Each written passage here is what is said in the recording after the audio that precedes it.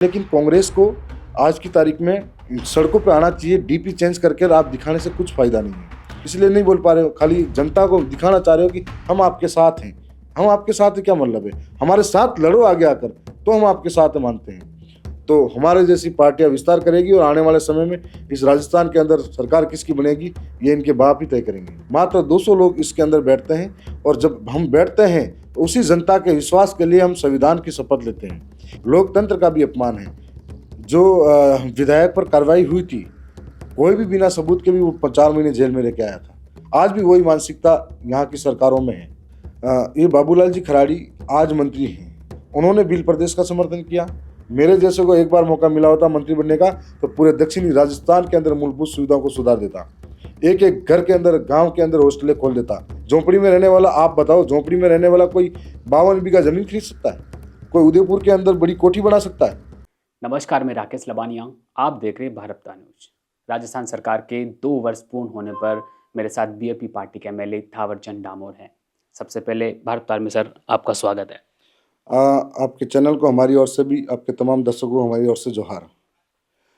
आपने जो कहा कि 2 साल जब सरकार बनी थी तो जनता को बड़ी उम्मीद थी कि कांग्रेस के कार्यकाल में जो काम हुए उससे बढ़कर बहुत सारे कार्य होंगे। मैनिफेस्टो के अंदर इन्होंने बहुत सारी घोषणाएं की, लेकिन आज 2 साल के अंदर किसान सड़कों पर है, खाद बीज के लिए लाइनों में है। बिजली की हालत ये है कि किसान खेत में जाए और पीछे जाए, खेत में जाए पीछे जाए। नौजवान रोज हम देख रहे हैं शहीद स्मारक पर धरने दे रहे हैं। आज हर वर्ग हो, चाहे किसान हो, शोषित हो, पीड़ित हो, सबका हाल बुरा है।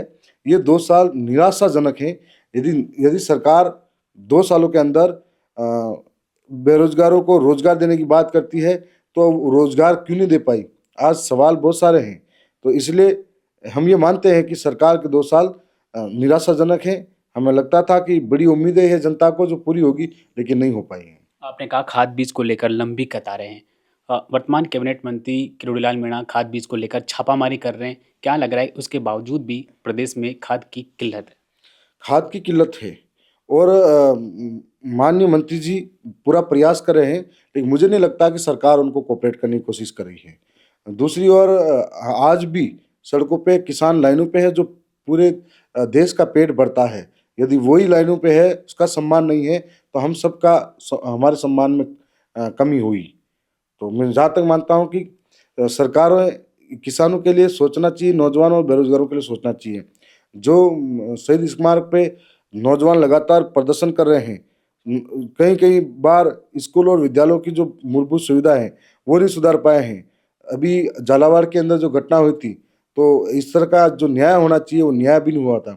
ऐसे रोज कोई न कोई हादसे हो रहे हैं जिसके अंदर सरकारें मौन हो जाती हैं। ऐसा क्यों होता है कि सरकारें आती है जाती है? अभी आपने झालावाड़ स्कूल में जो हादसा उसको लेकर भी आपने कहा, ऐसा क्यों होता है सरकारें बदलती है लेकिन स्कूलों की हालत क्यों नहीं बदलती? एक तो लोकतंत्र के अंदर जब जनता को और वहाँ के मतदाताओं को ये समझना पड़ेगा कि हमारा मत किसके लिए महत्वपूर्ण है। कई बार जाति, धर्म, हिंदू, मुस्लिम, इसके आधार पर भी वोट दिए जाते हैं। मैं मानता हूँ कि हमारे प्रदेश की जनता हमेशा ये समझ के वोट करे लोकतंत्र के अंदर कि मूलभूत सुविधा, शिक्षा, स्वास्थ्य, रोजगार, इसी बात के लिए वोट करे, इसी बात के लिए सरकारें बनाए, तो बहुत कुछ सुधार हो सकता है। जिनकी धार्मिक रोटियां सेक कर जो नेता बनते हैं उनको भी एक कल ठिकाने आ जाए। अरावली राजस्थान की जीवन रेखा है, लेकिन अब अरावली को लेकर भी यूँ कहें कि सुप्रीम कोर्ट ने नई परिभाषा बदली है। क्या कहेंगे कि प्रदेश में खनन माफिया हावी है, क्योंकि राजस्थान में सर्वाधिक आर्थिक जो समृद्धि है वो अरावली से ही बढ़ती है? जैसे माननीय सुप्रीम कोर्ट का निर्णय आया है, तो एक बात समझने वाली है कि आज भाजपा की सरकार ये भी कह रही है कि ये तो कांग्रेस के समय की बात है। जब कांग्रेस के समय 2003 के अंदर तत्कालीन राज्य की गहलोत सरकार ने एक कमेटी बनाई थी विशेषज्ञ समिति के नाम पर, तो उस कमेटी ने एक प्रस्ताव बनाकर भेजा था जिसमें नई परिभाषा अरावली की दी थी, और उसी परिभाषा के अनुरूप 2010 के अंदर सुप्रीम कोर्ट को फिर से एफिडेविट की मांग की थी, तो 3 दिन के अंदर ही माननीय सुप्रीम कोर्ट ने उसको खारिज कर लिया था। अब आज उस वक्त बीजेपी की सरकार ये कहती थी कांग्रेस की सरकार में हुआ ये डिसीजन सही नहीं था, तो आज उनकी सरकार आते ही डिसीजन सही कैसे हो गया? दूसरी बात कि अरावली को लेकर केंद्रीय मंत्री जी स्पष्ट क्यों नहीं कर देते कि हम यहाँ पर एक भी खनन कार्य नहीं करने देंगे, रोका जाएगा। आप इसका समर्थन कर रहे हो और इसका मतलब ये है कि कांग्रेस ने जो चीज़ें बनाई वो उसी को आपने समर्थन करने के लिए आगे बढ़े हैं। दूसरी ओर मुझे ऐसा लगता है कि माननीय सुप्रीम कोर्ट 14 साल के करीब इसका फैसला देता है उनके विरोध में, और आज किसके दबाव में है? ये सुप्रीम कोर्ट के फैसले भी क्या सत्ताधारी पार्टी के दबाव में होते हैं?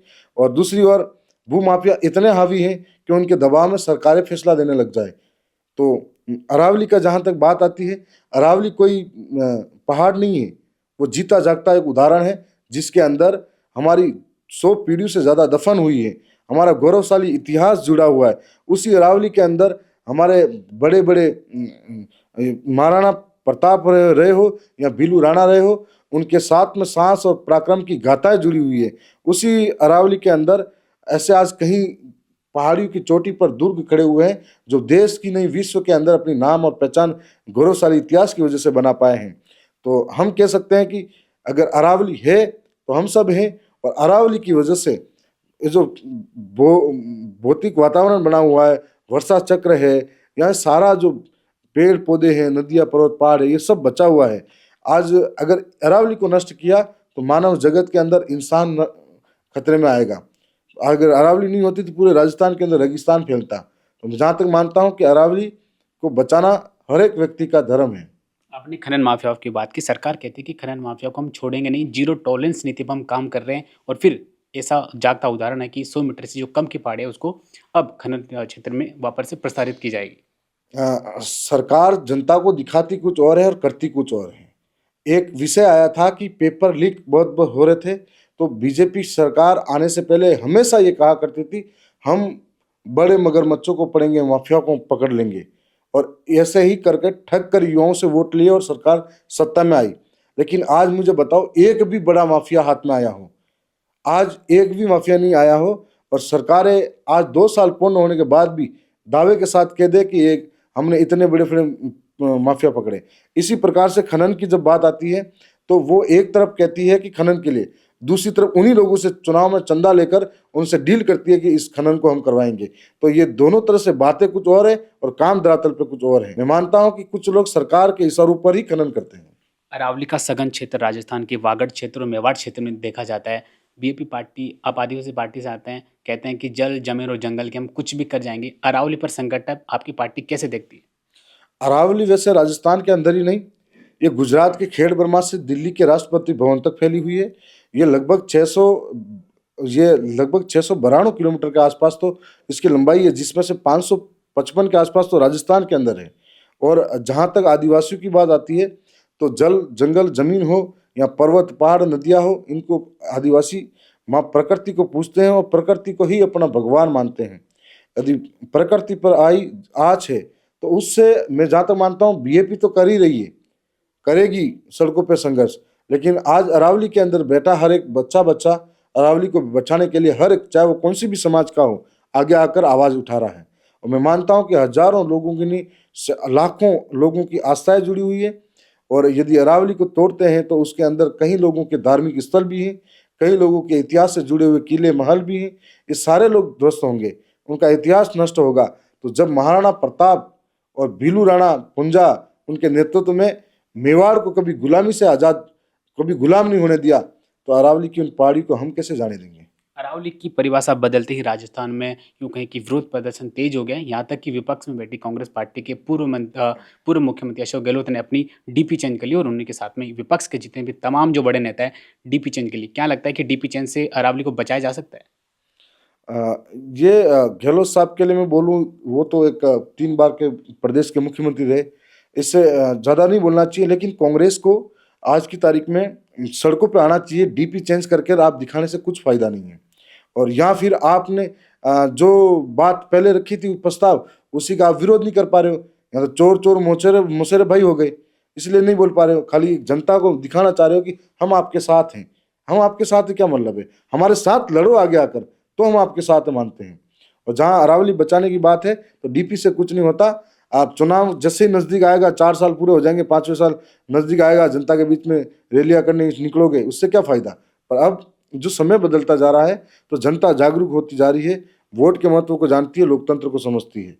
और ऐसे में धीरे धीरे दोनों ही दल इस तरीके से मिले जुले काम करके जनता को नुकसान पहुंचाएंगे तो हमारे जैसी पार्टियां विस्तार करेगी और आने वाले समय में इस राजस्थान के अंदर सरकार किसकी बनेगी ये इनके बाप ही तय करेंगे। राजस्थान की राजनीति में पहली बार विधायक निधि में से कमीशनखोरी का मामला है, जिसमें 3 एमएलए पर आरोप लगे। क्या लगता है कि एमएलए ही अगर कमीशनखोरी करने लगेंगे तो जनता के काम कैसे होंगे? मैं जहाँ तक मानता हूँ कि राजस्थान के अंदर विधानसभा के अंदर पहुंचना बहुत बड़ी बात होती है और हमारे जैसों के लिए बहुत बड़ी बात होती है।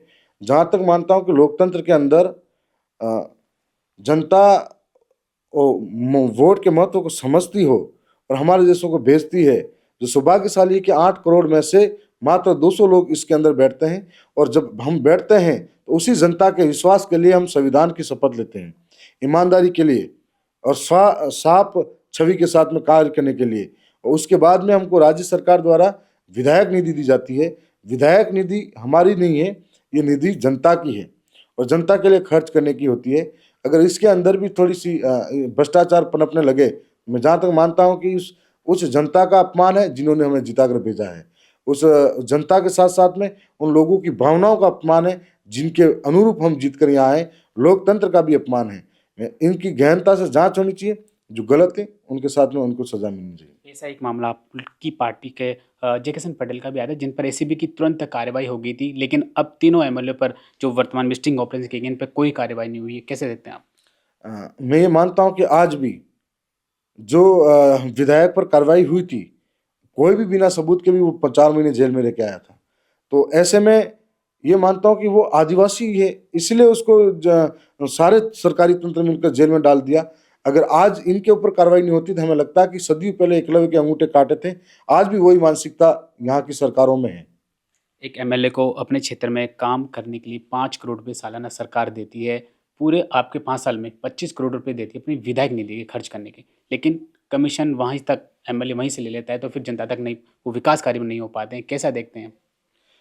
मैं ये मानता हूँ कि ईमानदारी के बारे में सोचना, इसका मतलब यह है कि ईमानदार वही है जिसको बेईमानी करने का मौका नहीं मिलता है। तो कुछ लोग ही होते हैं जो ईमानदार हो सकते हैं और ऐसे में विधायक निधि की बात आती है तो तत्कालीन समय में हमारे वहाँ के हालात क्या हैं उसमें खर्च करने चाहिए। मैंने विधायक निधि से आज कम से कम 230 स्कूलों में मैंने लैपटॉप प्रोजेक्टर दिए। वो इसीलिए दिए हैं मैंने कि हमारे बच्चे आधुनिक शिक्षा ग्रहण कर सके। हमारे घरों में कभी हम भी रहा करते थे तो टीवियाँ नहीं थी, देखने लायक कुछ नहीं था, तो हमारे बच्चे डिजिटल तरीके से पढ़ाई कर सके। और ऐसे ही मैंने आज शिक्षा के क्षेत्र में कई 22 से ज़्यादा स्कूलों में टीन शेड लगवाए हैं। कई जगह मैं अच्छा शिक्षा के प्रति कार्य कर रहा हूँ। तो मुझे लगता है कि जनता को ज़रूरत है वहाँ पर। आज़ादी के बाद में आज भी पेड़ों के नीचे कोई पढ़ाई कर रहा है, आज भी कोई किसी और के घर में पढ़ाई कर रहा है, स्कूल चल रही है। तो हमारे को वो जो निधि मिलती है उससे हम कम से कम ये ठीक कर सके।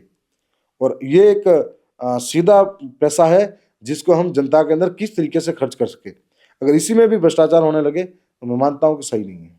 भारत के 4 राज्यों के 42 जिलों को तोड़कर भील प्रदेश बनाने की मांग तेज है। अगर ऐसे जिलों को तोड़कर भील प्रदेश बनाया जाता है तो राजस्थान कहीं ना कहीं खंडित हो जाएगा। कैसे देखते हैं आप और क्या प्रक्रिया रहेंगी भील प्रदेश बनाने की? जब जब राजस्थान के गौरव की बात आओ या इतिहास की बात आओ तो आदिवासियों से बढ़कर कोई इतिहास नहीं रहा हो, जिसके भी साथ में खड़े रहे। आज जिस भी युद्ध की बात आती हो तो वो भीलू का शौर्य पराक्रम रहा है, तभी उस इतिहास के अंदर और इतिहास का पन्ना मजबूत है। रही बात राजस्थान यानी देश के अंदर जब आज़ादी के बाद में धीरे धीरे करके कई नए राज्य गठित हुए हैं। हम ये नहीं चाहते कि किसी का विखंडन हो, लेकिन इसका मतलब ये नहीं कि हम हमारा हक के लिए नहीं बोले। राजस्थान के आसपास दक्षिणी राजस्थान, गुजरात का इलाका, मध्य प्रदेश और महाराष्ट्र का इलाका मिलाकर जहाँ पर आदिवासी बाहुल्य इलाका है, वहाँ पर हमारी भौगोलिक परिस्थिति एक जैसी है, हमारा खान पान एक जैसा है, हमारी रीति रिवाज एक जैसी, हमारी भाषा एक जैसी है, हमारी संस्कृति एक जैसी है। उन सारी परिस्थितियों के बावजूद हमें अलग अलग बांट रखा है। तो हम चाहते हैं जहाँ जहाँ आदिवासी है वहाँ वहाँ जंगल है, और जहाँ जहाँ जंगल है वहाँ इन सरकारों की नज़र है कि खनिज कैसे निकाला जाए। तो हम चाहते हैं कि आदिवासियों का सेपरेट स्टेट हो, तो 5वीं अनुसूची के दायरे में वहाँ पर जल जंगल जमीन भी सुरक्षित होगी, प्रकृति सुरक्षित होगी, साथ साथ में आज हमारा जो बोली भाषा और संरक्षण है उसका भी होगा।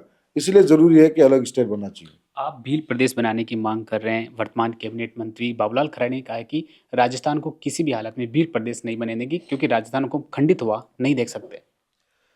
ये बाबूलाल जी खराड़ी आज मंत्री हैं, लेकिन उससे पहले हमारे वहाँ पर गुजरात के भी एक नेता थे, सोमजी ग्रासिया करके, उन्होंने बिल प्रदेश का समर्थन किया। अब हमारे पूर्व में टीएडी मंत्री रहे हुए हैं नंदलाल जी मीणा, जो अभी हाल ही में इस दुनिया में नहीं रहे हैं, उन्होंने भी पुरजोर तरीके से समर्थन किया कि अलग स्टेट बनना चाहिए, और उन्होंने यहाँ तक कहा कि मैं अलग स्टेट का समर्थन करता हूँ, मैं सरकार का गिरवे नहीं हूँ। तो मैं मानता हूँ कि आज के लोग दबाव में हैं, दबाव में कुछ भी किए जाते हैं। मैं तो बिल प्रदेश से छोड़ो, उनको टीएडी को विभाग को ही सही तरीके से संभाल ले तो बड़ी बात है। टीएडी विभाग के अंदर 1750 करोड़ है, लेकिन आज राजस्थान के अंदर अगर कोई विभाग भ्रष्टाचार में सबसे आगे है, वो टीएडी विभाग ही बन गया है। और टीएडी विभाग के अंदर जितना पैसा आता है वो गरीबों के लिए आता है। वहाँ आदिवासी अंचल के अंदर बच्चों के हॉस्टल में खाने के लिए, आज आप खबरें देखते होंगे, कई बार उन्हीं की विधानसभा के अंदर ऐसी ऐसी खबरें आती कि कुपोषण के शिकार सबसे ज़्यादा उनके इलाके में है। कई बार देखा जाता है कि बहन बेटी को अपने पेट की भूख मिटाने के लिए बाहर बेचा जा रहा है। इससे बुरी खबरें और क्या हो सकती है। कई बार देखा जाता है कि बच्चों के लिए खाने के दलियों में कीड़े मकोड़े आ रहे हैं। इससे ज़्यादा घटिया बात क्या हो सकती है। तो इस तरीके की जब बात आ रही है उस इलाके के अंदर, और वो भी अखबारों के अंदर प्रकाशित हो रही है, तो आप जिस भी मंच पे खड़े रहते हो वहाँ पे हिंदू मुस्लिम की बात करते हो। आपको मौका मिला मंत्री बनने का, मेरे जैसे को एक बार मौका मिला होता मंत्री बनने का, तो पूरे दक्षिणी राजस्थान के अंदर मूलभूत सुविधाओं को सुधार देता। एक एक घर के अंदर, गांव के अंदर हॉस्टलें खोल देता। वहां पर एक एक बच्चे को शुद्ध खाना खिलाता, कुपोषण जैसी शिकायतें नहीं आती, महिलाओं को बेचने जैसी शिकायतें नहीं आती। नाकाम मंत्री है वो, और आज सिर्फ धर्म की बात करते हैं। और अभी थोड़े दिन पहले ही बता रहे थे कि उसने इतनी संपत्ति अर्जित की, मैं तो झोंपड़ी में रहने वाला हूँ। झोंपड़ी में रहने वाला, आप बताओ, झोंपड़ी में रहने वाला कोई 52 बीघा जमीन खरीद सकता है? कोई उदयपुर के अंदर बड़ी कोठी बना सकता है? और ये भूमाफियाओं से मिलकर होटलें खोल रहे हैं। तो इससे बड़ी और क्या बात हो सकती है। जनता का पैसा है और मंत्री बने हैं जो आदिवासियों का पैसा है, आदिवासियों का सम्मान की वजह से। तो हम लगता है कि आदिवासियों के उत्थान की बात करें, शिक्षा की बात करें, रोजगार की बात करें, दुनिया चांद पे पहुंच गई है, आदिवासी आज भी छत तलाश रहा है, उसकी बात करें। जहाँ रोटी कपड़ा मकान नहीं है उसकी बात करें, ताकि हम जीते हैं तो धर्म के नाम पर नहीं, राजनीति होनी चाहिए, काम के नाम पर होनी चाहिए। आदिवासी मंत्री कह रहे हैं कि 21वीं सदी की तरफ राजस्थान बढ़ रहा है। आज भी दक्षिण राजस्थान यूँ कहें कि जो मूलभूत आवश्यकता है उससे जूझ रहा है, लेकिन उन्होंने कहा है कि सरकार ने जो बजट दिया है पूरा दक्षिण राजस्थान पर खर्च किया जाएगा। मैं तो ये मानता हूँ कि इस प्रदेश के अंदर जितनी भी मीडिया की टीमें हैं, उन सबको इस बार एक बार उस मंत्री की विधानसभा में घूमना चाहिए। एक बार घूमना चाहिए, वहाँ के हालात देखना चाहिए। आपकी मीडिया को तरस आ जाएगा कि ऐसा भी हालात इस आदिवासी अंचल के अंदर है। एक बार सिर्फ मंत्री की विधानसभा में घूमना चाहिए। ऐसा ऐसा इलाका है जहाँ पर आज भी लोग अपने भोजन के लिए तरस रहे हैं। अपने थोड़े दिन पहले यहाँ तक खबरें आती है कि अपने बच्चों को किसी और के घर पे गिरवे रखकर फिर पेट भर रहे हैं। ऐसी निंदनीय बातें आती हैं। तो किस तरीके के बड़े बड़े दावे कर सकते हैं वो कि 21 सदी के अंदर जा रहा है, और एक आधा और दूसरा वहाँ पर सांसद बना हुआ फिर रहा है, वो कह रहा है कि 2014 के बाद से ही देश को आज़ादी मिली, देश को फिर विकास तब हुआ। तो कैसे कैसे लोग भरे पड़े हुए हैं। आदिवासी अपने आप को हिंदू नहीं मानते, लेकिन हमारे चैनल पे पॉडकास्ट में पंजाब के यूँ कहें कि राज्यपाल गुलाब चंद कटारिया ने कहा है कि जब वो अगर हिंदू नहीं मानते तो लेकिन वो अपने पुरख को कैसे मानते, महाराणा प्रताप को भी आप मानते, तो आदिवासी हिंदू क्यों नहीं है? जहाँ तक मैं बात करना चाहूँगा कि भारतीय संविधान के अंदर हिंदू विवाह अधिनियम यदि आदिवासी पर लागू क्यों नहीं होता, और आदिवासी कौम का हर व्यक्ति, महिलाएं दूसरे के नाते जाती हैं। आदिवासी के अंदर 3-3 4-4 विवाह होते हैं, क्या दूसरी समाज में होते हैं? आप बताइए, दूसरी समाज में होते हैं? नहीं होते हैं। हमारे गांव की सामाजिक प्रथा के अनुरूप हमारा अगर विवाह नहीं जम रहा है तो शादी विवाह तोड़ा जाता है, तो उसको सेड़ा फाड़ प्रथा कहते हैं। दूसरे को कोर्ट से लेना पड़ेगा। और तलाक का दूसरा, 1931 की जनगणना के अनुसार आदिवासियों को कौन सा धर्म कोड में डाला गया था। अब दूसरी बात, चाहे वो कटारिया जी हो चाहे कोई और भी हो, वो आदिवासियों का निर्णय नहीं करे कि आदिवासी कौन है क्या है। आदिवासी का निर्णय स्वयं आदिवासी ही करेगा कि हम क्या हैं और कौन है। और आदिवासी आदि अनादिकाल से इस धरती में रहने वाला मूल बीज, मूल मालिक इस धरती का है। आदिवासी वनवासी नहीं है, आदि अनादिकाल से रहने वाला वारिस है। और ये बात समझनी होगी आपको।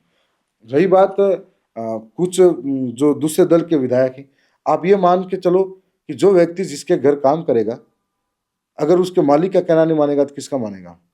तो जो जिस सरकार के साथ में जुड़े हुए लोग हैं, तो उन सरकारों का नहीं मानेंगे, किसका मानेंगे? सरकार जैसा कहलवाएगी कहेंगे, उनको डर है, अगला टिकट नहीं मिलेगा, उनको डर है अगली बार हमको कोई देगा नहीं, साथ नहीं देगा। तो ये थे मेरे साथ आदिवासी पार्टी के एमएलए थावरचंद डामोर, जिन्होंने राजस्थान की कानून व्यवस्था और वर्तमान अरावली के लिए जिन्होंने आदिवासी पार्टी जो जल, जमीन और जंगल की बात करती है, उन्होंने कहा कि अरावली को बचाने के लिए पार्टी सड़कों पर उतरेगी और बड़ा आंदोलन करेगी। कैमरामैन लक्ष्मी नारायण के साथ में राकेश लवानिया, भारत रफ्तार।